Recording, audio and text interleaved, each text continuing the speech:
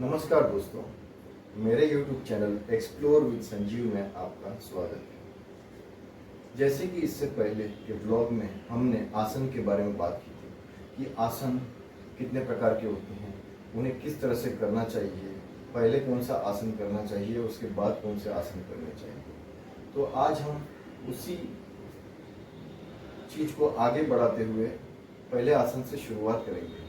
ये पहला आसन जो होता है वो खड़े होकर होने वाला आसन होता है। तो हम आज खड़े होकर आसन किस तरह से करते हैं और उसके फायदे क्या हैं और उनकी सावधानियां क्या बरतनी चाहिए, उस बारे में बात करेंगे। और दूसरी चीज़ ये है कि हमें आसन करने से पहले कुछ सूक्ष्म आसन व्यायाम हमें करने चाहिए। वो सूक्ष्म व्यायाम जरूरी है, जो सूक्ष्म व्यायाम करने से हमें आसन करने में सहज और सरलता मिलेगी, जिससे हम आसानी से आसन कर पाएंगे। तो सबसे पहले थोड़ी सी हमें सांस भरनी है, छोड़नी है। नॉर्मल हो जाने के बाद में सूक्ष्म आसन करके हम आसन शुरू करेंगे। तो हम आसन शुरू करते हैं, तो वो किस प्रकार से सूक्ष्म व्यायाम होगा, पहले उससे शुरुआत करते हैं। तो इस प्रकार से होगा।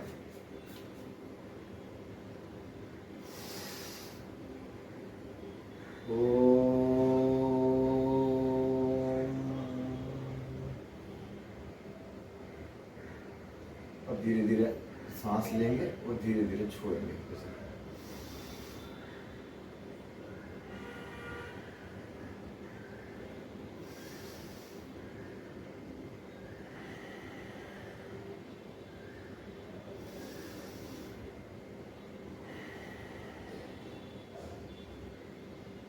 अब हम सूक्ष्म व्यायाम शुरू करेंगे इस प्रकार।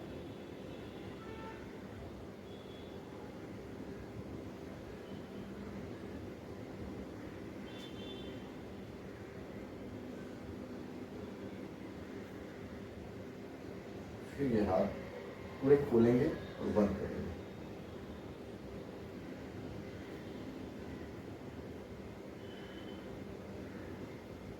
फिर इस प्रकार से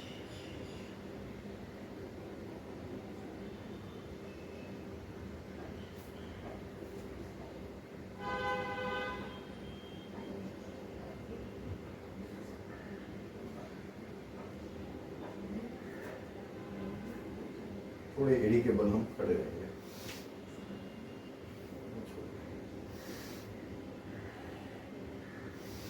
सांस भरते हुए ऊपर और सांस छोड़ते हुए नीचे।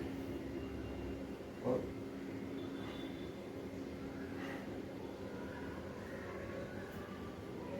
ऐसे ही कुछ सूक्ष्म आसन व्यायाम हमें थोड़े बहुत करने चाहिए। 5 से 6 सूक्ष्म व्यायाम करने के बाद हम आसन की शुरुआत करेंगे। तो खड़े होके होने वाले आसन है, उसमें हम जैसे कि ताड़ासन, वृक्षासन, अर्धचक्रासन, पादहस्तासन, त्रिकोणासन ये करेंगे, जिसे 2 से 3 बार या 5 बार तक कर सकते हैं।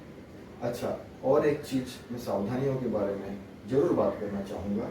जिसे कोई सर्जरी हुई है, जिसे बीपी का प्रॉब्लम है और कोई गर्भावस्था में है, जैसे कुछ ऐसी डिजीज है जिसे रीढ़ की हड्डी में कुछ प्रॉब्लम है, तो उसे ये आसन नहीं करने चाहिए। अगर करना भी है तो उसे किसी के मार्गदर्शन में करें। किसी योगा टीचर या किसी को योगा आसन आता होगा तो उसके मार्गदर्शन में करें, क्योंकि उसमें भी किया जाता है, लेकिन उसके लाभ और उसके प्रकार और उसको किस तरह से करना चाहिए वो बताया जाएगा आपको। तो इसमें अगर कुछ रीढ़ की हड्डी में नस दबी है, ये सब चीज़ वो भी खुल जाती है, लेकिन हमें ये किसी के मार्गदर्शन में करना है, नहीं तो इसका हमें हानि हो सकती है। तो अगर आपको ये अगर सूट करता है तो करेंगे, अगर आपका शरीर साथ नहीं देता है तो नहीं करेंगे। नॉर्मल है तो कोई प्रॉब्लम नहीं है, और थोड़ा सा कोई प्रॉब्लम है तो वो ठीक हो जाएगा। लेकिन हमें अगर कुछ ज़्यादा कुछ इश्यूज है तो हमें किसी से पूछ के करना चाहिए, या तो ये नहीं करना चाहिए। अच्छा, तो हम आगे बात करेंगे ताड़ासन के बारे में। ताड़ासन करने का जो तरीका है वो इस प्रकार है। सबसे पहले हम इस तरह से खड़े हो जाएंगे। ये अपने हाथ को इस तरह से कंधे के लेवल तक लेके आएंगे। फिर ये हाथ की हथेलियाँ इस तरह से करेंगे और उसके बाद में हम इस तरह से हिलाएंगे और इसे सर पे ले आएंगे इस तरह से। और सांस भरते हुए ऊपर जाएंगे और सांस छोड़ते हुए नीचे आएंगे।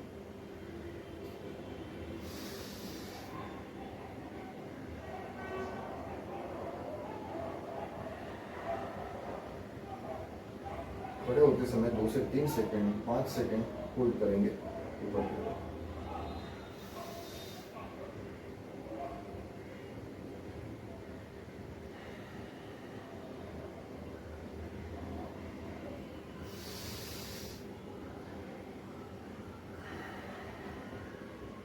तो 3 से 5 मिनट करना है, 10 सेकंड तक होल्ड करना है, या उससे ज़्यादा भी कर सकते हैं जैसे आपकी क्षमता हो उस हिसाब से। और इस तरह से हमें रिटर्न आ जाना है। अच्छा, जो ताड़ासन हमने जो किया है उसके फायदे इस प्रकार से, इसमें हमारा संतुलन बना रहता है। और ये हाइट, अगर बच्चे हैं 16 साल या इसके आसपास के, तो उनको हाइट बढ़ाना हो तो इसमें बहुत मदद करता है। इसे 4 से 5 बार करना है, इसके और अनेक भी फायदे हैं।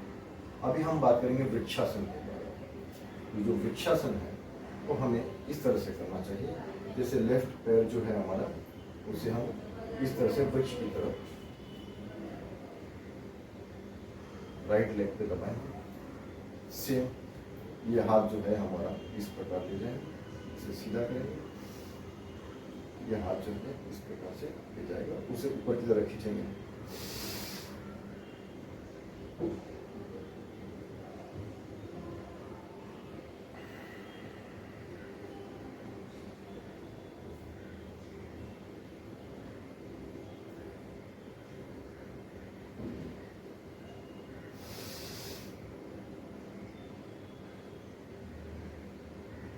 ऊपर की तरफ खींचेंगे, सांस छोड़ते हुए रिटर्न आएंगे, इस तरह से रहें, फिर हम ये नॉर्मल हो जाएंगे। बराबर जैसा ये हमने इस तरह से किया, इसे हम अभी दूसरी ओर से करेंगे। जैसे लेफ्ट का पैर है, उसे हम राइट फेस से यहाँ रखेंगे और फिर ये हाथ इस तरह से ले जाएंगे, इस तरह से करेंगे, वो सेम प्रकार।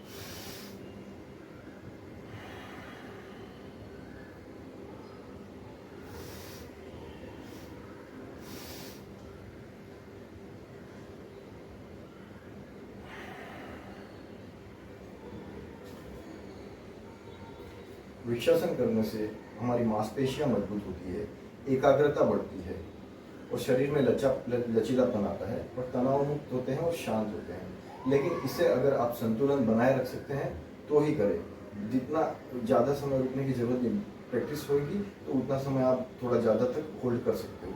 नहीं तो जितना होता है उस हिसाब से उतना ही होल्ड कीजिए और रखिए। अगर किसी की सपोर्ट की जरूरत हो तो शुरुआत में उस तरह से करें।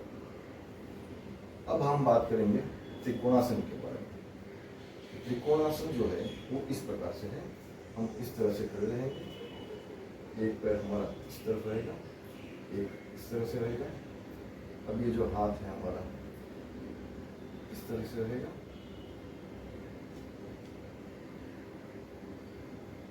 और ये जो है हमें ये हाथ पैर की तरफ ये हाथ जाएगा और हमारा इस तरह से लेगा।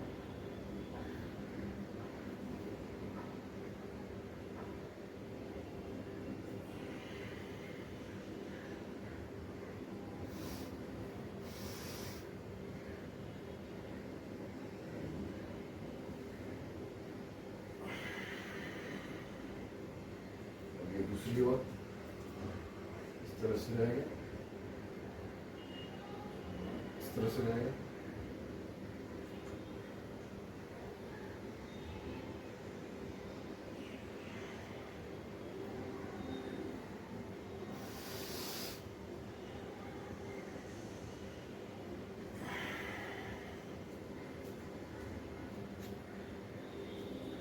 त्रिकोणासन भी शरीर को मजबूत करता है और ये ब्लड सर्कुलेशन यानी रक्त संचार में हमें बहुत हेल्प करता है।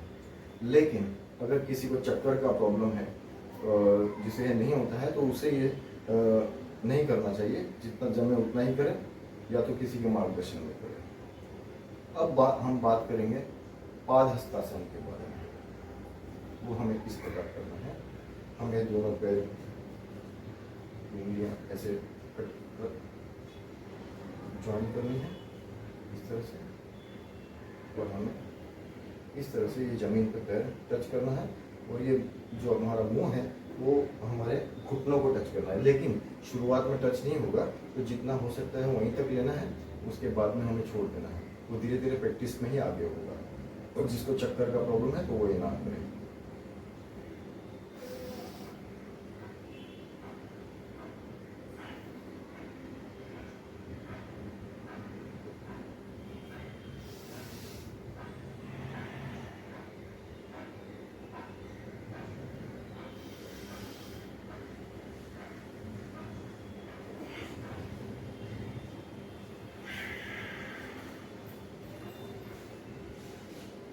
पादहस्तासन, ये भी हमारे ब्लड फ्लो को बराबर रखता है और शांतता लाता है हमें, और पाचन प्रक्रिया में ये बहुत फायदेमंद है। अभी हम बात करेंगे अर्ध चक्रासन के बारे में।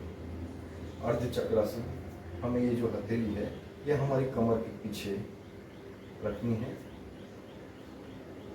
वो एक बैलेंस बनाने के लिए है। और इससे हमें जैसा भी हम पाकिस्तान में आगे गए थे, ये हमें थोड़ा पीछे जाना है, लेकिन पीछे यथाशक्ति जाना है। पहले शुरुआत में थोड़ा ही जाइए, फिर रिटर्न हो जाइए। और जिसको कोई प्रॉब्लम नहीं है और जो ज़्यादा कर सकता है तो वो थोड़ा और जाइए, और धीरे धीरे, लेकिन ये आप प्रैक्टिस में थोड़ा होते जाएगा तो आप अपना संतुलन भी बरकरार रख सकोगे और पीछे भी जा सकते हो प्रॉपर, और आ सकते हैं। तो वो इस प्रकार से होगा। ये देखिए,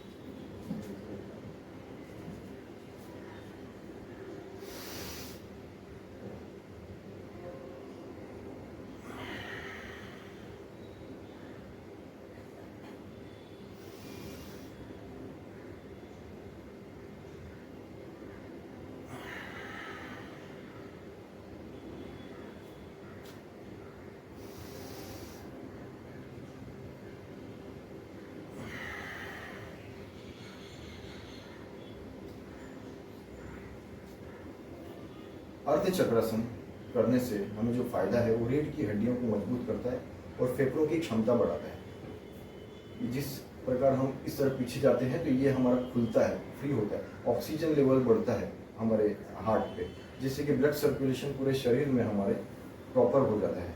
तो ये हमारे ऑक्सीजन लेवल बढ़ता है, सांस लेने की प्रक्रिया जिसको कोई तकलीफ होगी तो वो आगे फ्यूचर में नहीं होगी, तो उसमें सुधार होगा और लाभ होगा बहुत। तो इस प्रकार से जो आज हमने बात की है, एक खड़े होने वाले आसन के बारे में बात की है। तो इसके बहुत से लाभ हैं, जैसे मैंने आपको बताया। इसे 2 से 3 बार करते हुए आप रोज कर सकते हैं। बस जिस तरह से मैंने बताया कि इसको उन्हीं लोगों को नहीं करना चाहिए जिसको चक्कर आता हो, ब्लड प्रेशर का प्रॉब्लम हो, और कुछ सर्जरी हुई हो, या कोई गर्भावस्था में हो, या ऐसी कोई और दिक्कत हो। और अगर किसी को कोई प्रॉब्लम नहीं है तो बराबर कर सकते हैं, और थोड़ा बहुत प्रॉब्लम है तो वो उसमें ये सुधार ही होगा, या तो किसी के मार्गदर्शन में कीजिए। ओके, धन्यवाद। मेरे YouTube channel explore with Sanjeev को आप शेयर करें, लाइक करें और सब्सक्राइब जरूर करें, जिससे कि आपको नए नए वीडियोस मेरे मिलते रहेंगे। धन्यवाद।